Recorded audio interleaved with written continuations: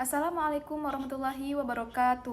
Sebelumnya, perkenalkan nama saya Sarah Yulistia dengan NIM 240170238. Pada kesempatan kali ini, saya akan menjelaskan materi tentang konsep kriptografi serta implementasinya, baik metode klasik yang meliputi substitusi dan transposisi, dan juga metode modern yang meliputi simetrik dan asimetrik key.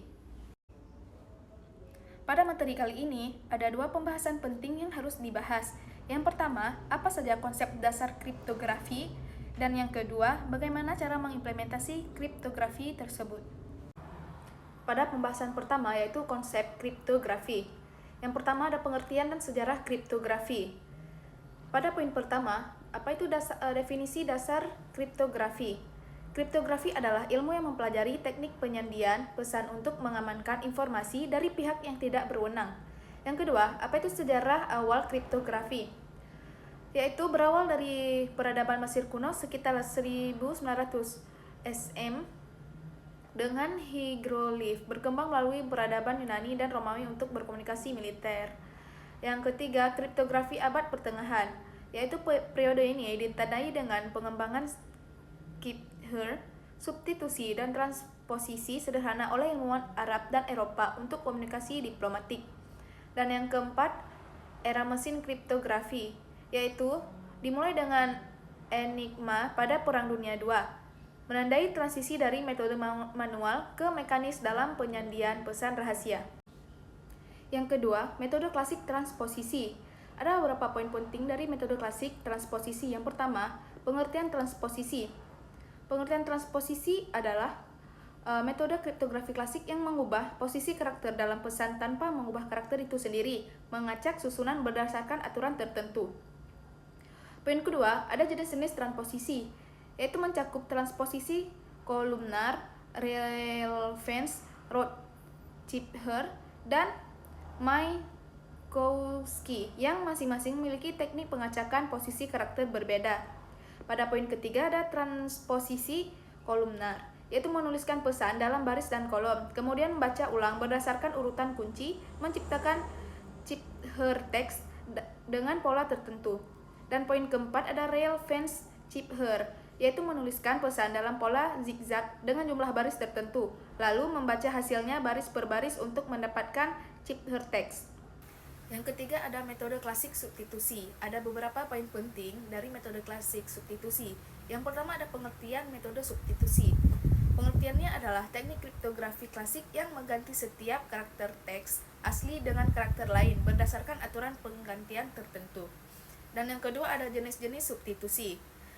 Ada beberapa jenis substitusi seperti Caesar-Cipher, Monalphabetic Cipher, Polyphabetic Cipher, dan Vigenère Cipher dengan karakteristik berbeda.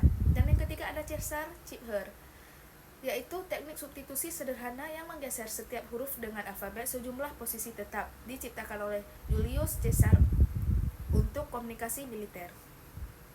Dan selanjutnya ada Vigenère Cipher, yaitu sistem kriptografi polyphabetic yang menggunakan kunci berupa kata yang untuk menentukan pergeseran huruf lebih kuat dibanding substitusi monalphabetic.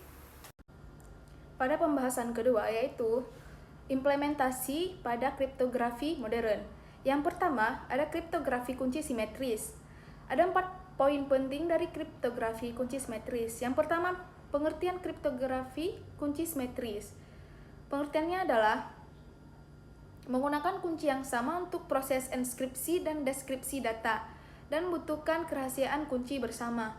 Pada poin kedua, karakteristik kunci simetris, yaitu memiliki kecepatan proses tinggi, kunci relatif pendek, dan cocok untuk enskripsi data dalam jumlah besar. Yang ketiga, ada algoritma kunci simetris, yaitu mencakup DES, AES, RC4, Blowfish, dan IDEA yang digunakan secara luas dalam berbagai aplikasi keamanan data.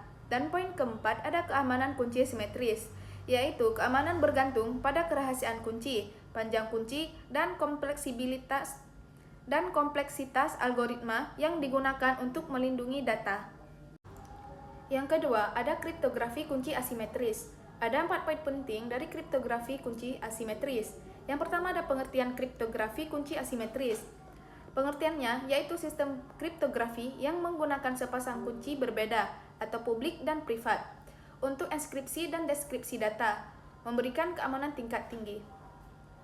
Yang kedua ada algoritma populer, yaitu meliputi RSA, Diffie-Hellman, dan elliptic curve kriptografi, merupakan algoritma kunci asimetris yang banyak digunakan dalam aplikasi keamanan modern.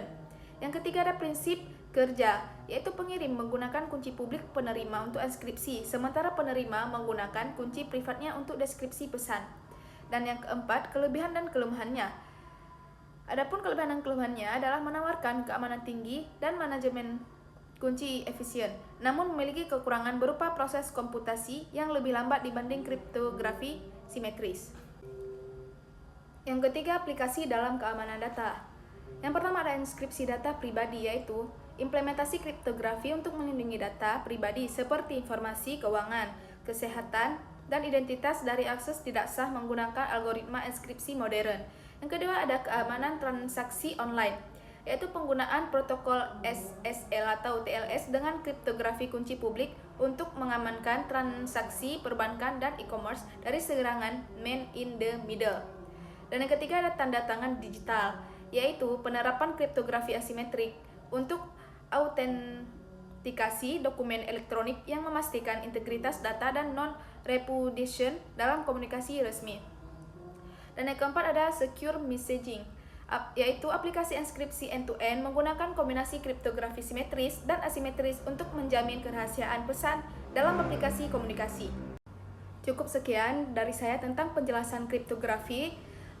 Apabila ada kurangan saya mohon maaf, semoga bermanfaat bagi kalian semua. Cukup sekian. Assalamualaikum warahmatullahi wabarakatuh.